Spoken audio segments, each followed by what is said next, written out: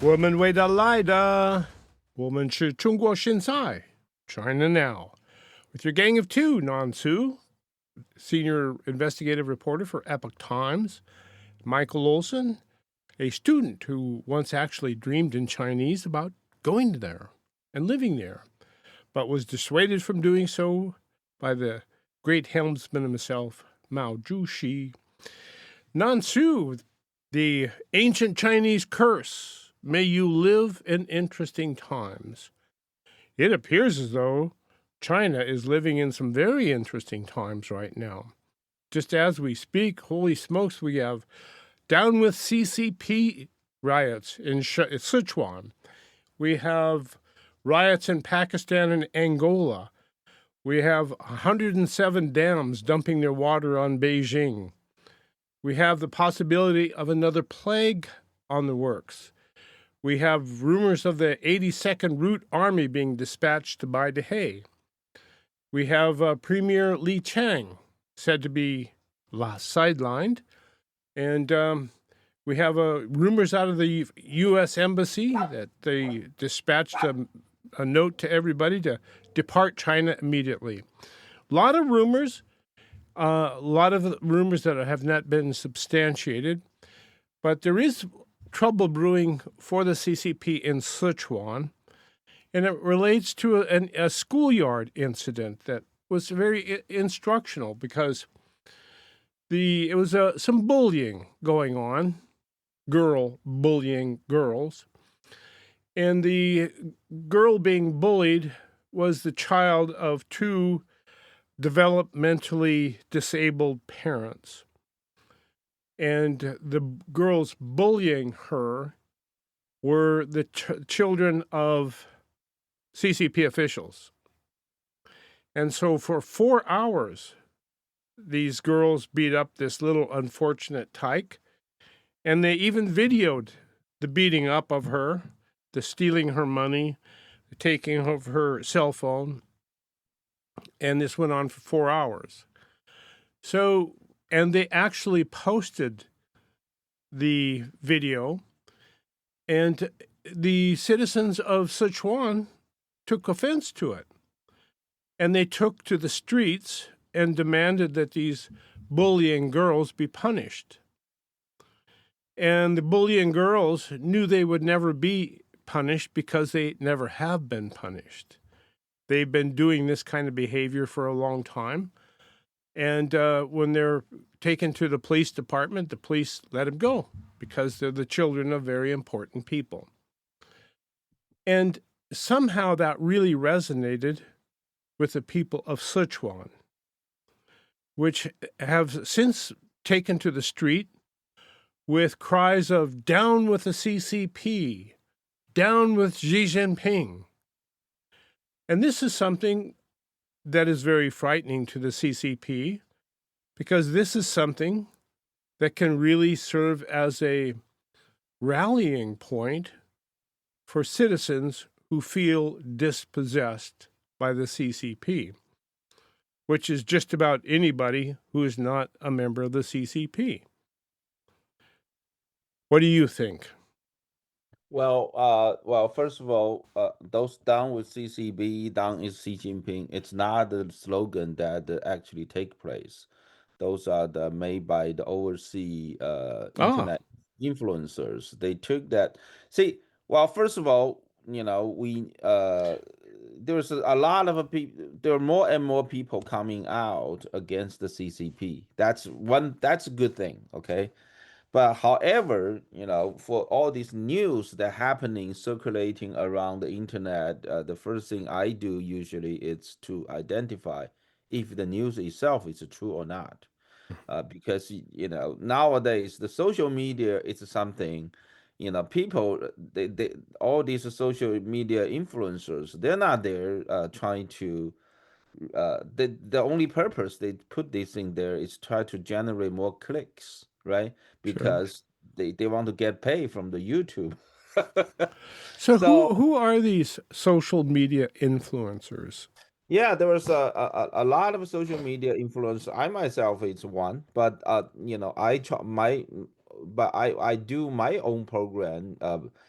basically I want to apply, although it's a opinion piece, but I still try to apply the journalist the standard to my program. But most of the people, they don't have any experience at all in journalism, so they their opinion could Mhm. be you know anything. So now, first of all, there is no big riot in the Sichuan province. Oh, There was a much lower scale protest in the city. In that's a small city of Jiangyou in Sichuan yes. province. So yeah, I it made now a critical error and said that it was in Sichuan. yeah, What it, yeah, when it yeah, was in Sichuan, but it was in a small community city, of and it's a yeah. small town. Okay, Okay. now and then I don't, but based on my own investigation, the slogan says, which is stated, "Down with CCP, down with Xi Jinping," did not actually happen, Ah, but it was somebody. Nowadays you have AI, they do everything, right? So they will put a sign there, add a sign there. So it's critical to make a strategic a judgment about what's happening in China. Give you an example. See, nowadays the media can make anything happen. For example, 2023, the end December of 2023, there were tremendous people that in China going out of the street, and then they want to end zero COVID policy because the they white want, paper movement, yeah, the right? white paper movement. Now there are a few people, a handful of people probably. There were like tens of thousands, maybe more than 100,000 people on the street, but there was probably a handful of people put up a sign, down with CCP, down with Xi Jinping, and however, the entire world's media, every country's media, they ignored a majority of the people. They just focus on that field slogan. All of a sudden, for the people not really seeing It's the kind of like the same thing that happens here, right. So right? it becomes an anti-CCP movement, Yeah. but actually it's not, right? So you know, s- so it's the problem here is Wishful thinking. wishful thinking is one thing, if you go deep dive and trying to analyze these things. Number one is, sure, there are more and more people openly against the CCP, against the Xi Jinping, which is good. It's a wonderful direction to move towards too. But however, if you only look at listening to those reports, you become too optimistic about what they are able to achieve. Now, the problem, same as this movement that the people protest for the little girl who are bullied. They're just there against they want those people who bully the girl to be punished. It's a very simple goal they try to achieve, right? Not necessarily overthrowing the CCP. yeah, They just no, no, want but the then bullies punished. right, right. So, and same thing for the COVID white paper movement. At the time, most of people say that's a white paper revolution. I tell them, I say, well, I don't. You can say white paper movement, without specifically purpose of the movement not being decided. But you can say it's a white paper revolution. But I don't see a revolution going. The problem in China is nowadays the people they try to they go to street without a common political agenda. That's the problem. That's why there was a lot of people. Often they go on the street, but each of them they're going there to join the protest for different reasons. Maybe your house being taken away, Right. maybe my children being beat up in the school, and but because they all go there because they're angry. But however, because they don't have a common political agenda, then they can they all this movement can quick So be. for it to be a legitimate revolution, it has No, to have it's a not. legitimate focus. But that's right. They don't have a common political Oh, focus. See, the okay. problem is if they don't have a common political focus, then the government can deal with them, quickly make them disappear. Say if you don't have money pay rent. Oh, how about I pay your rent for give you some money? Then you just left, right? Right. You just leave. And people with different purpose, they all show up on the street at the same time can be quickly dealt with by the government because it's just that they don't have a common goal. That's the You know, key. if we were to compare that with the Antifa movement here in the United States, where seems to be the single focus of the Antifa is the destruction of the powers that be, is the That's right. elimination of the government. Yeah. So So they are all focused on one objective. thing. Right. Yeah. So that will make the movement last. But Hmm. people in China, they're all angry about the government. And then there's anything happen, they all go out. Maybe they either join or not join. At least they're standing there watching what's going on, taking pictures, and then passing the information, put on the internet. But they don't have a common goal until. So basically, to me, until they had a common political goal established, and they all work for it, then it's just not going to be successful.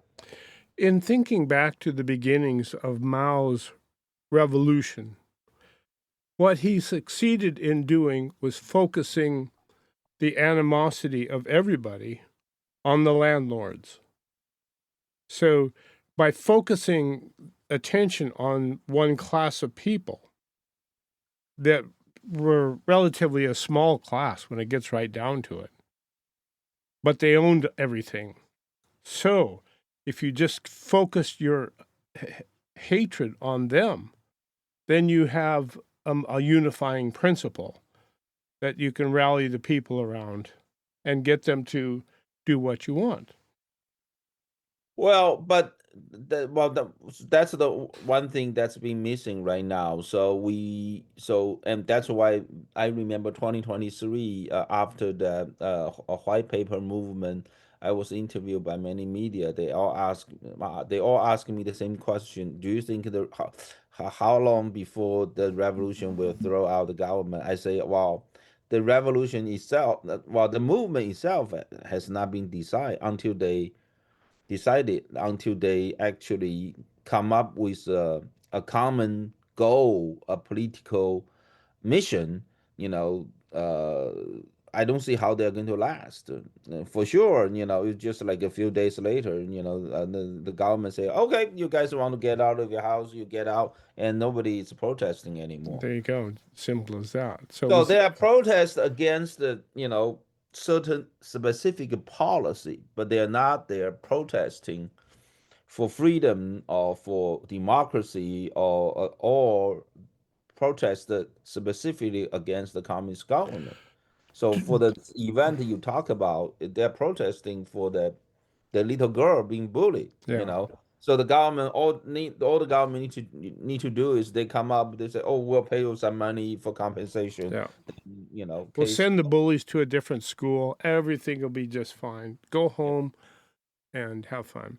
So, unless we see a specific goal for freedom and liberty and independence from the Chinese people, then Well, there's we really don't not going to be know. any We hope. don't know. They will make the choice, right? Yeah. It's the people who live in China. They will have to make a choice. What is the number one priority right now until they all come to agreement for a field common goal they want to fight for. I don't see how they're going to become successful. Good point. Hard to argue with the fact. You need a goal. You need an objective, or you don't get there. Yeah, yep. And if your goal That's is if they fight, they all go up on go out onto the street, and but they're actually fighting for different things. Then it's very easy to be separately dealt with by the government. So then day after day you can see people less and less joining the movement, right? yeah, there you go. It appears to me as though China is in deep trouble for a number of reasons. And as such, its leadership is in trouble too, um, because that was the deal that the Chinese Communist Party made with the citizens of China. We'll take good care of you, and you behave yourself. Now, as I look around, I see a lot of trouble in China. This this riot in this small city in Sichuan province, one example, but there's a number of them happening. Oh, there's a Here, lot of these kind of small activities yes, going on. Yeah, that's for sure. yeah, But they are not yet to the point to form uh, a bigger much bigger movement, right? force Right. to move to this, a certain direction. Well, they sent us pandas. Do we have anything we could send to them?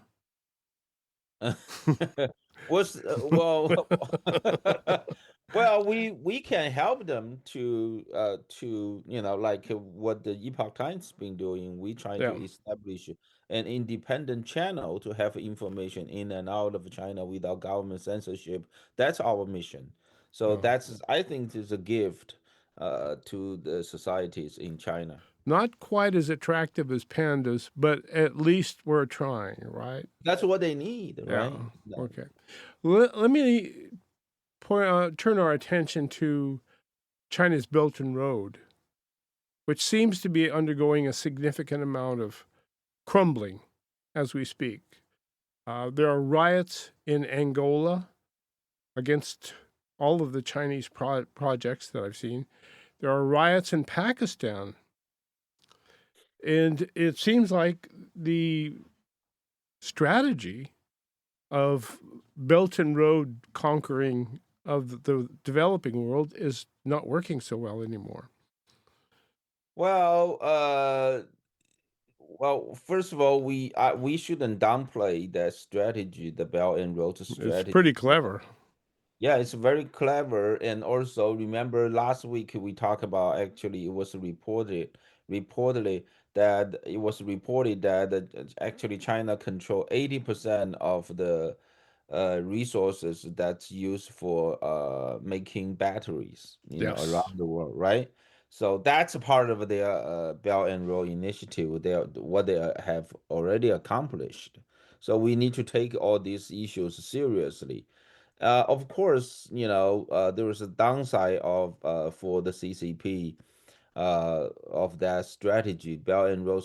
The problem for the Belt and Road Initiative is they don't create local economy because they will right. go there, bring their own equipment, their own money, their own labor, their own technology, their own material. Everything from China comes to that developing country, and they will build bridges, airports, roads, and public facilities.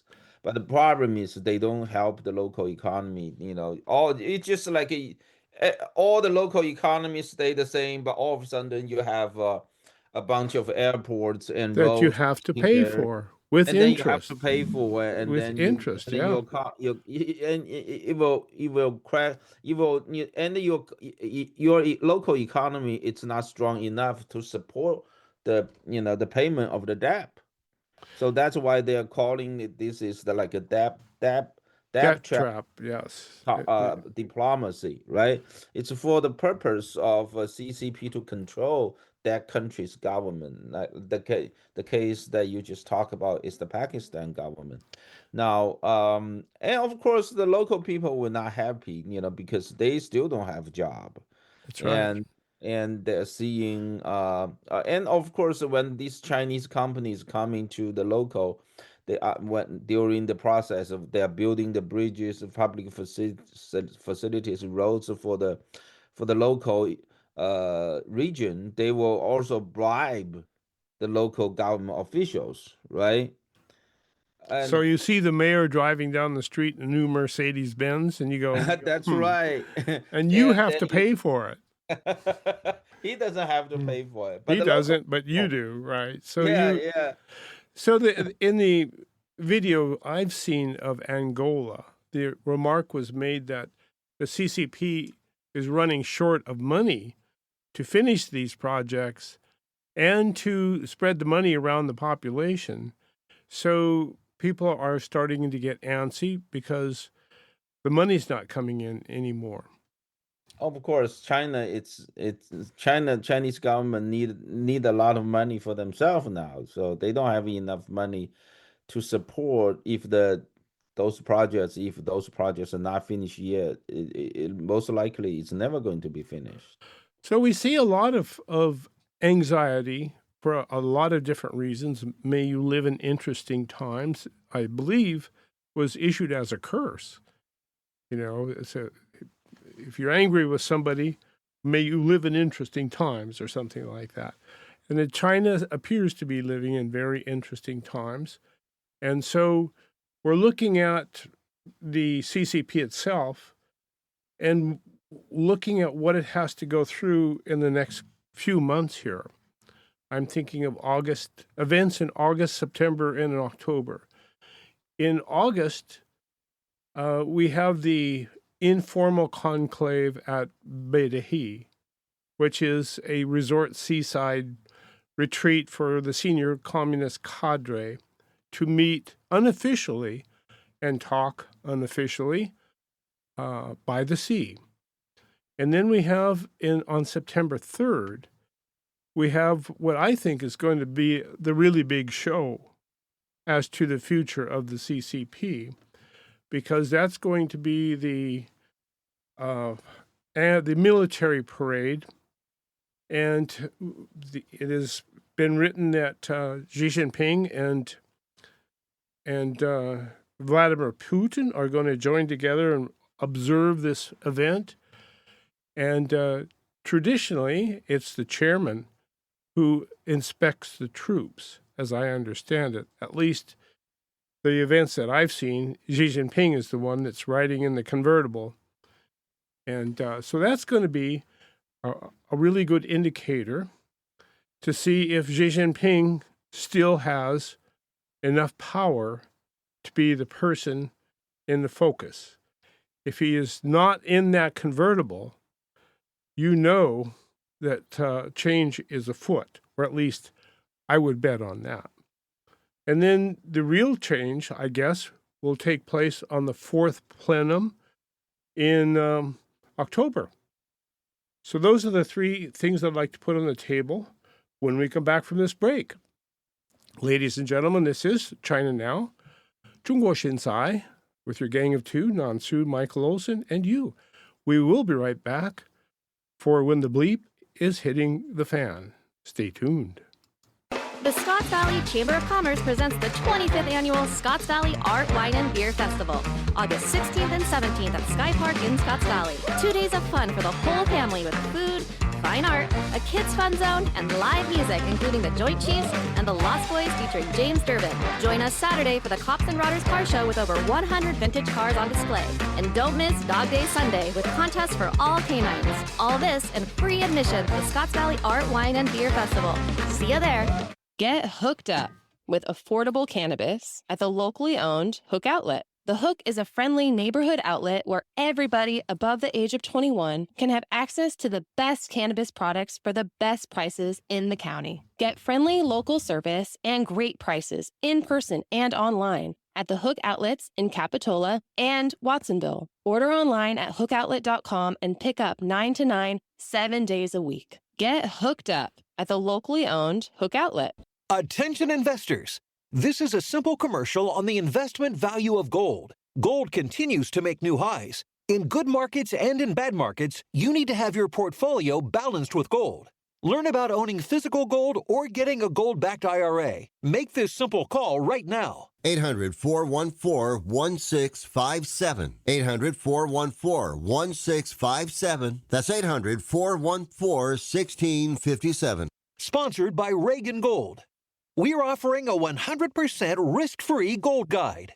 Gold continues to make new highs. And unlike stocks, gold has never been worth zero. You owe it to your nest egg and future to own some physical gold or set up a gold-backed IRA. Call right now for your free report. 800-414-1657. 800-414-1657. That's 800-414-1657.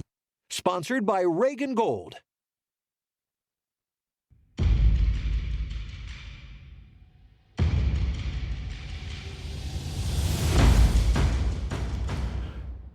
我们为了来的，我们是中国现在 China Now, through Gang of Two, Don Su and Michael Olson, taking a look at the near future for the CCP and its leadership. Here in the next couple of months, got some pretty major events. One of them going on right now is in the seaside resort of Baidahe, which is where the senior Chinese Communist Party cadre go to dip their toes in the water, eat good food, shoot the breeze in an informal sort of way. And yet, it being informal, we wonder why the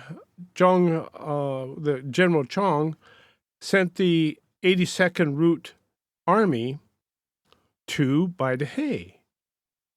And I think what I saw in the video feed was soldiers running along the roads next to the beach there.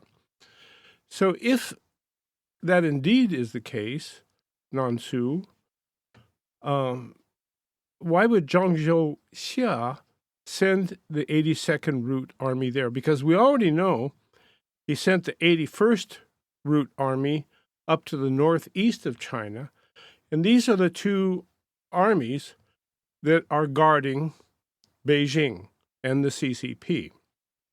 So he's put both of these armies into play. Now, who the heck is he to be able to do that?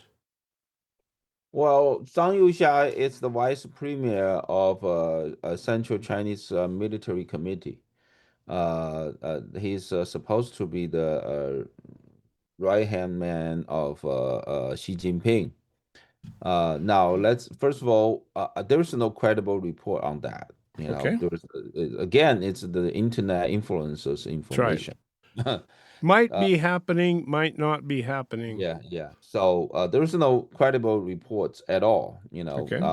Which I seriously doubted, because the Beidaihe, he in Chinese meaning river, right? Beidaihe meaning Beidai River. So Beidaihe, it's a resort location in Hebei provinces near Beijing.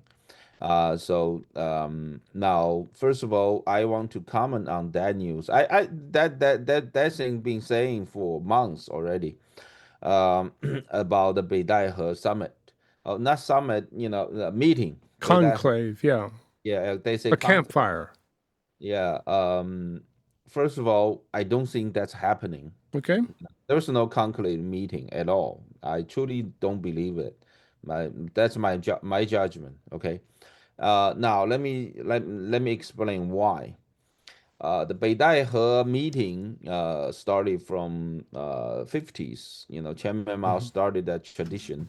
Basically, the communist leader Beijing, during the hot summer, they will go to the nearby. Go to the beach, like Santa Cruz. Yeah, they will work over there.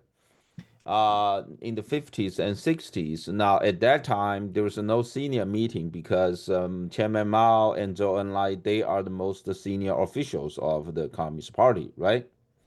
So they are the most senior ones. So they're there to make whatever the decision they want to make. That's the way it is.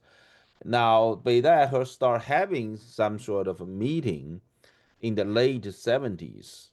Now during when Deng Xiaoping, after the Deng Xiaoping, after the Cultural Revolution ended in 1979, uh, in 1979, and then when I'm sorry, in 1976, when Chairman Mao died in 1976, and then the right after he died, the Communist Party in China stopped the Cultural Revolution, and then Deng Xiaoping gradually take over. Now, but the problem for Deng Xiaoping is he never,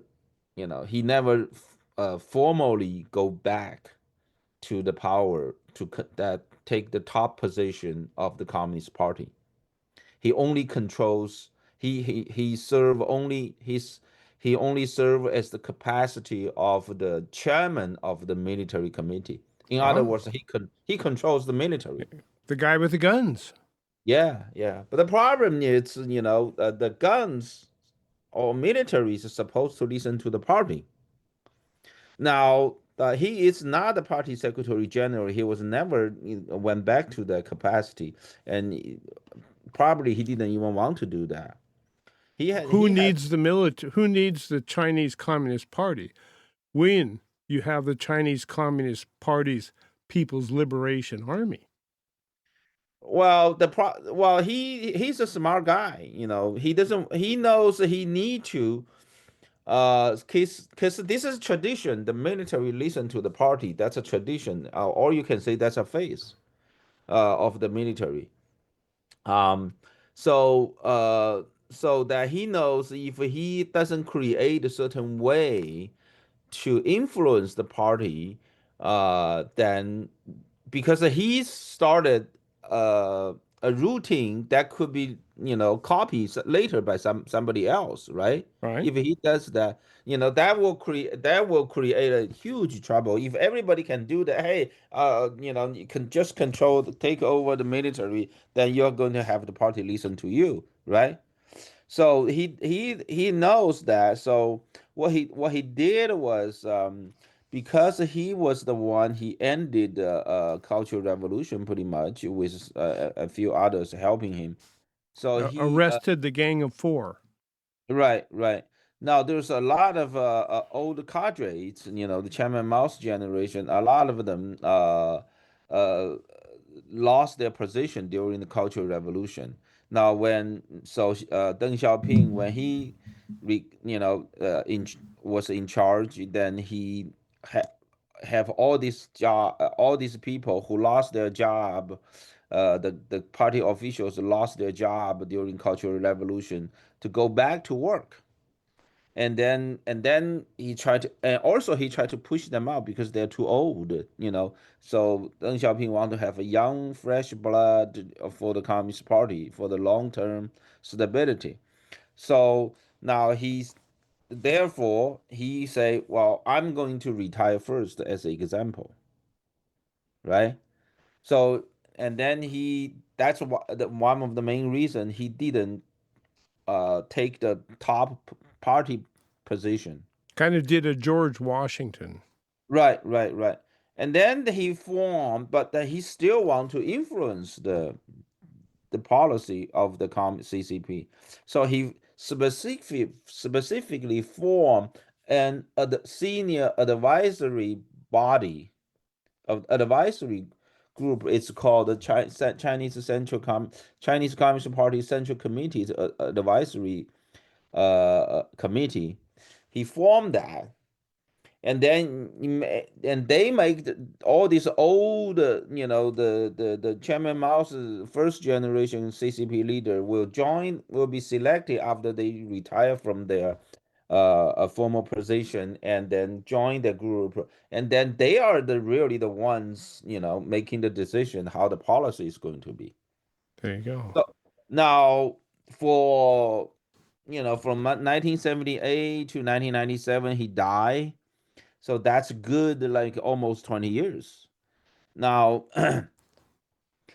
and then Beidaihe meeting became one of the major meeting, all these old people coming Right. together.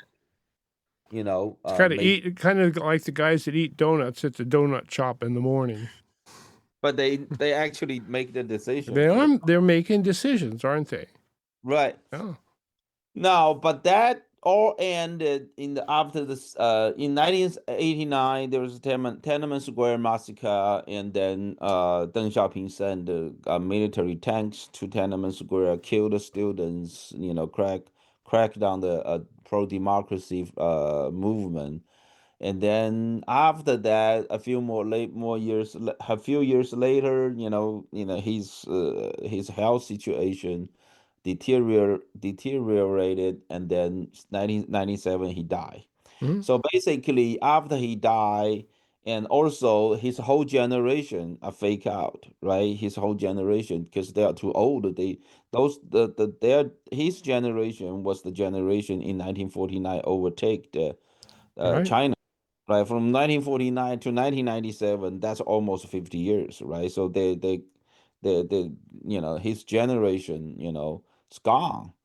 And then after that, uh, the meeting still lasted for several years until the third generation leader, that's Hu Jintao. In 2006 or 2007, they formally announced that we stopped to have Beidaihe meeting anymore. ah, But whoever want to join the Beidaihe in the summer, you can come to the resort, enjoy your time. But we're just not going to have meeting anymore. there you go. So no longer an official meeting. No longer official meeting anymore. And plus, Hu Jintao, Hu Jintao was in the CCP party secretary general position for 10 years. Now, for his 10 years, because he's a preceding leader, that's Jiang Zemin, right? Jiang Right? Zemin actually arranged of a bunch of members in the standing committee.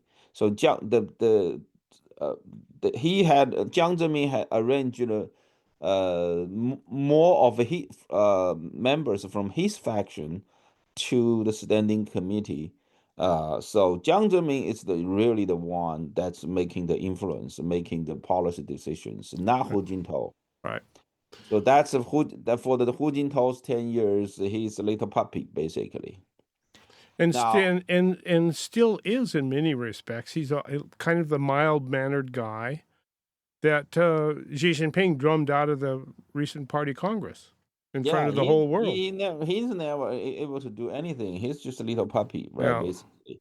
Now, and then in 2012, after Xi Jinping inherited the power, now he actually in the first few years, because he is really the he is the blood of the first generation communist regime leaders. Princeling.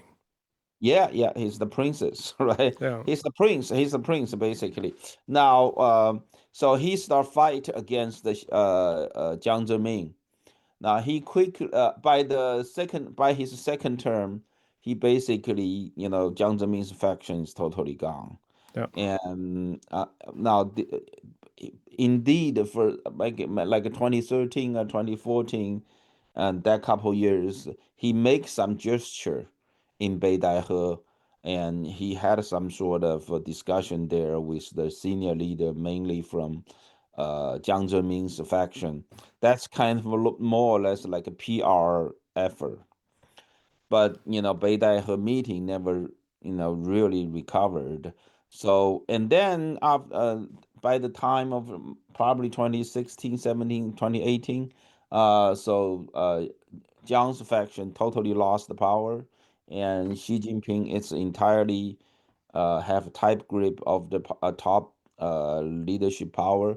Then, so Beidaihe, ever since then, there's no Beidaihe meeting. There's no significant things happening over So there there would anymore. be absolutely no reason to send the 82nd Route Army to Beidaha. Well, first of all, I don't know if that's true. Because you have whole rule army to be sent. Jiang, of course, that cannot be hide from Xi Jinping because Xi Jinping is just, it's the chairman of the Central Right. Committee, Right. right?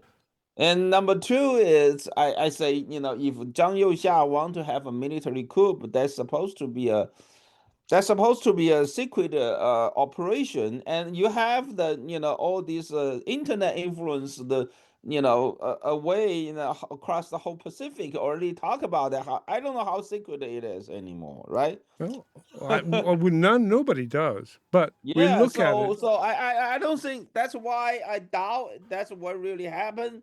But Okay. I'm not against the if they want to throw Xi Jinping away, I'll be happy to see it.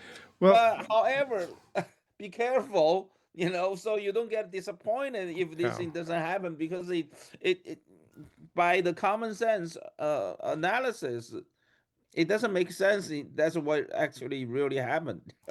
Okay. Well, let me throw in some contrarianism here. What I see happening is that when Xi Jinping was said to have a stroke in 2024, I believe, Zhang Youxia stepped in and took total control of the Chinese PLA, the military. At least that's what it looked like to me. Then what he did is he got rid of all of Xi Jinping's people in the leadership of the PLA and essentially took it over with I'm certain without Xi Jinping's permission, because Xi Jinping at the time was maybe in the hospital or something. But at any rate, Zhang Youxia became the leader. He became the guy with the guns.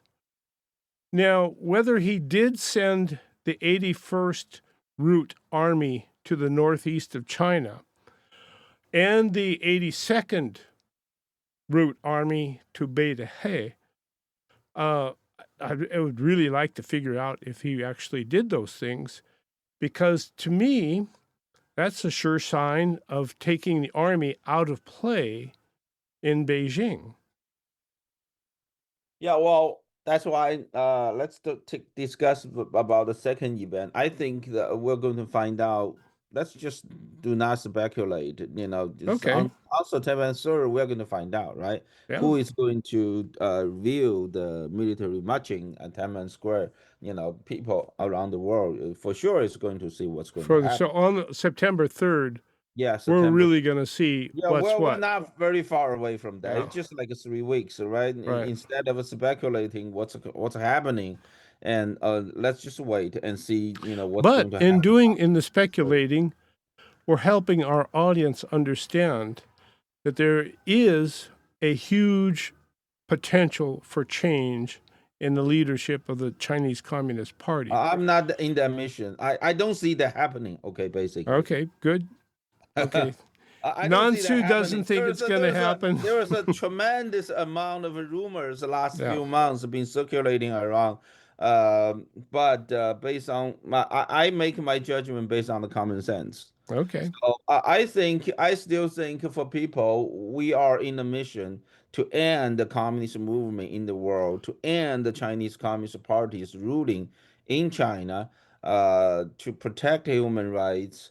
And That's all. save America. Yeah, save America too. So let's just we need to keep our head clear. Just Yes. don't. There's a lot of all these rumors, and rumors are made for different reasons. Some of the people is just the internal power struggle. Someone want to replace Xi Jinping, another communist leader to replace Xi Jinping.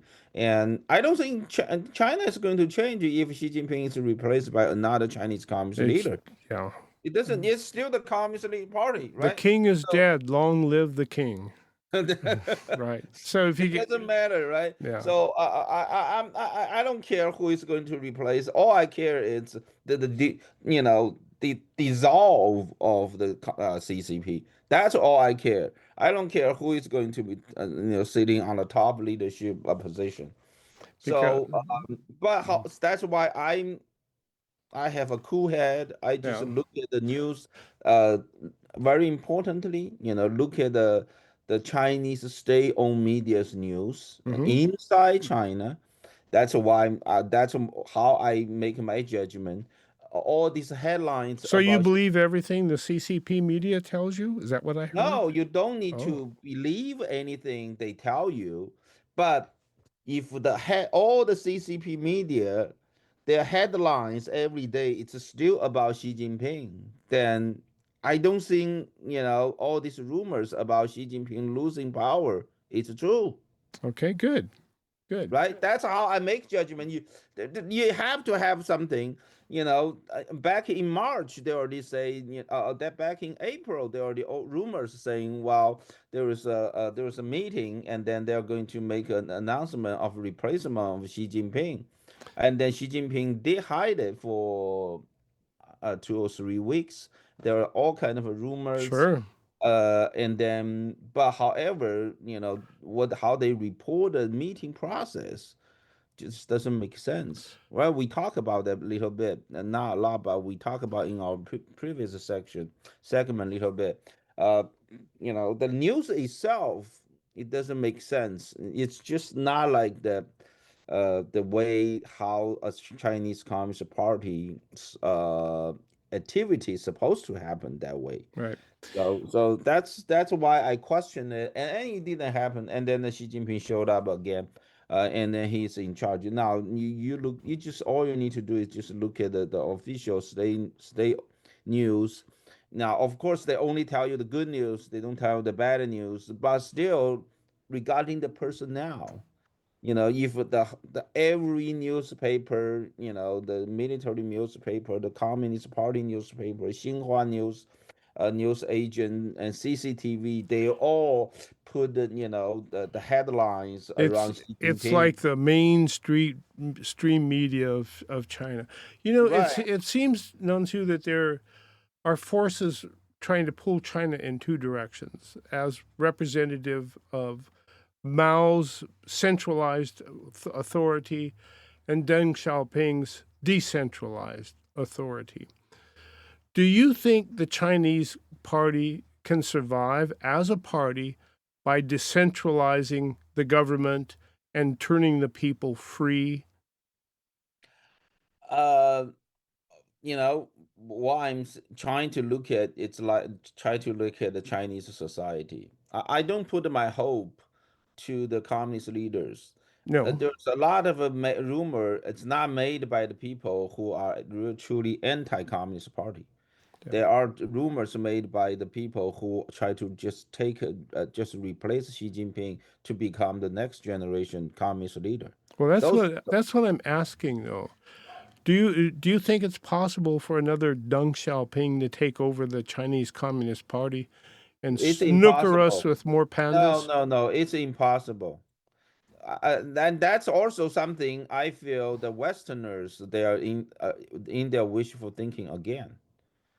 Well, first of all, Deng Xiaoping wasn't he didn't want any political reform. He only wanted economic reform. Wanted the money. He Please wanted send the money. money. Yeah, and then because if he did want in any extent of a political reform, he wouldn't send the tanks to Tiananmen Square to kill students, right? But he did. So and then from Deng Xiaoping to Jiang Zemin to Hu Jintao to Xi Jinping, there was one thing they have in common. It's to continue the ruling power of CCP. That's the economic reform has a limit.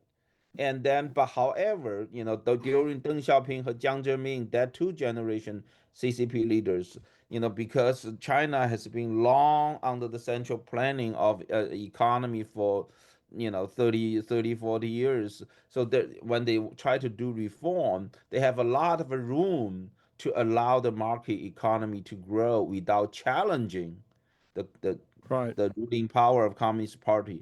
And then and then during the Hu Jintao's generation, Hu Jintao starts seeing the challenge of a private economy to the Chinese Communist Party's control of China's economy. And then he was the one, he started to strengthen the state business, state-owned State-owned enterprises, yeah. enterprises. And not Xi Jinping, but Hu Jintao was actually the one in his second term. He started Chinese called 国进民退, meaning the state-owned business going stronger and private business going weaker. He is the one who started, and so as He's a China, mild-mannered one too. yeah. He's And then Xi Jinping just continue his direction. okay. And that's why they say, oh, Hu Jintao want to go back. I don't believe that. To me, that's just the wishful thinking. He didn't even do it when he was in the position in charge. How he's going to Right. do it now after he, you know. So I don't believe that. So to me, all these communist leaders, one thing they all want to do is to continue the dictator power of the of the one party system. As long as they keep the one party system, nothing really matters, right? So whatever they say they want, whoever And nothing matters except control. that's right. it. So now, Not even money matters. yeah, Because so who another- needs money when you have control? Right. Now, another thing that can help us make judgment what's happening in China is look at the young people in China. The young people in China, they are laying flat. It's called the laying flat movement, right? Because they can't do anything else. There's no jobs. You But can't they're afford also to. not hungry. Yeah. If they are hungry, nobody will be laying flat if you're truly hungry, right? There you So go. they are not hungry. So they're not rise up to really do anything to against the Communist Party, right? So Until they're hungry and have fight in their belly, they're not That's going right. to do anything until so until they see a common goal of getting rid of the Chinese Communist Party. Then it's status quo because the That's right. CCP can't allow them to have freedom, because if they have freedom, they'll overthrow the Chinese Communist Party. yeah, well, that one thing we need to keep in mind, when the Cold War ended, the reason that former Soviet Union collapsed, it's really their economy totally collapsed. People hungry, Yes. and which I don't think it's happening yet, in China, because we Americans and the Western world gave too much, and much too much money to China. So they still have money to, they still have money to some money to spend until they totally broke, and also, so let's not running ahead of ourselves. Things are moving in a good direction. That's why I'm saying. But we need to keep our head clear and watch what's going on. And watching what's going on is what we do best right here on China Now with Nan Su, Michael Olson, and you. Keep your eyes peeled, ladies and gentlemen.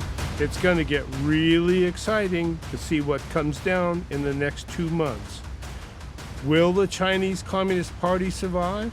Who can put it down?